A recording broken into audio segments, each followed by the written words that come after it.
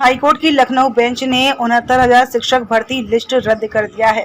Court ने सरकार को 3 महीने में नई लिस्ट बनाने का निर्देश दिया है। कोर्ट ने कहा, पुरानी चयन सूची के आधार पर वर्तमान में टीचर काम कर रहे हैं। ये टीचर नई चयन सूची आने के बाद बाहर होंगे।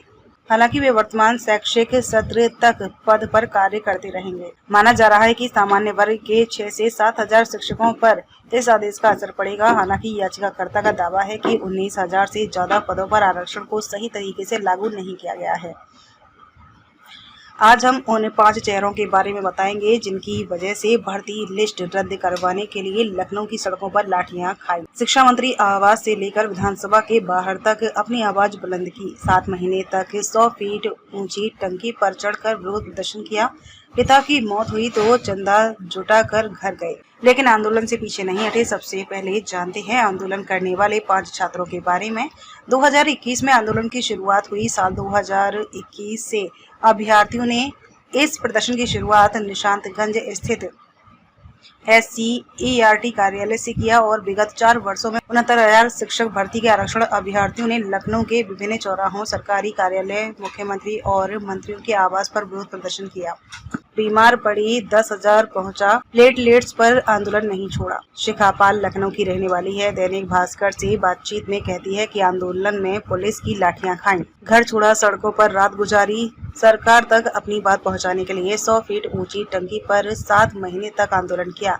गर्मी, ठंडी, बरसात में संघर्ष किया। मुझे डेंगू हो गया, प्लेटलेट्स घटकर 10,000 पहुंच गई। हमने फिर भी संघर्ष जारी रखा। मौसम की वजह से शरीर में इन्फेक्शन हो गया, जिसका इलाज अभी भी करा रही हूँ।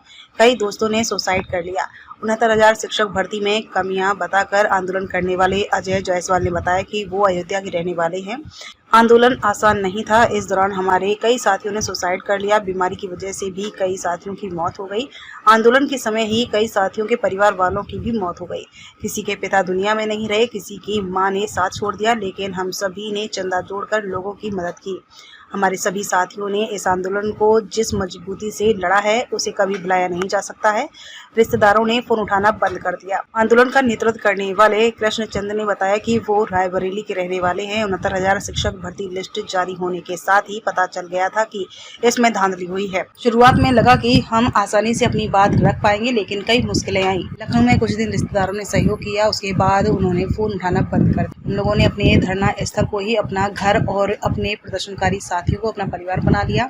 प्रदर्शन के दौरान कई बार ऐसा हुआ कि होली, दिवाली में घर नहीं जा पाए। संघर्ष का वो समय जीवन में कभी भूल नहीं सकते। करवा चौथ पर पत्नी बुलाती रही, आंदोलन छोड़कर नहीं गया। प्रयागराज के रहने वाले अमरेंद्र कहते हैं कि आंदोलन हमारे लिए आसान नहीं था। घर में माता पिता, पत्नी और छोटा बच्चा है। सभी की जिम्मेदारी मुझ पे है। पैसों का संकट था, लेकिन हमने लड़ाई जारी रखी।